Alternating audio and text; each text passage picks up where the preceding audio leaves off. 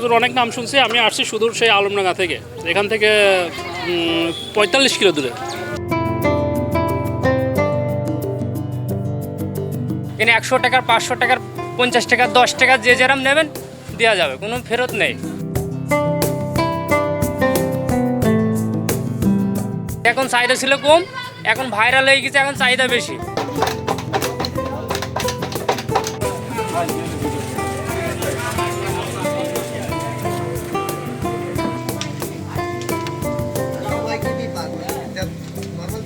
আমরা সচরাচর শহর, গ্রাম, হাট বাজারে ছোট ছোট পেঁয়াজু দেখতে পাই, বিক্রির জন্য হচ্ছে বিক্রেতা নিয়ে আসেন, সেখান থেকে হচ্ছে ক্রেতারা ওই ছোট সাইজের পেঁয়াজুগুলো কেনেন। কিন্তু চুয়াডাঙ্গার দামোহদা উপজেলার চন্দ্রবাস গ্রামে এখানে ব্যতিক্রমধর্মী পেঁয়াজু তৈরি করা হয়। প্রতিটি পেঁয়াজুর ওজন হয় 2 থেকে 4 কেজি, যা হচ্ছে ভাইরাল পেঁয়াজু নামে হচ্ছে পরিচিত হয়েছে এই চন্দ্রবাস গ্রামের। এখানে রফিকুল হচ্ছে পেঁয়াজু তৈরি করেন এবং আরও একজন পেঁয়াজু তৈরি করেন। দুইজন বর্তমানে হচ্ছে এই চন্দ্রবাস গ্রামে পেঁয়াজু তৈরি করছেন। তাদের এই পেঁয়াজু হচ্ছে বিখ্যাত। এখানকার পেঁয়াজু খেতে দূর দূরান্ত থেকে সব বয়সের মানুষ ছুটে আসে।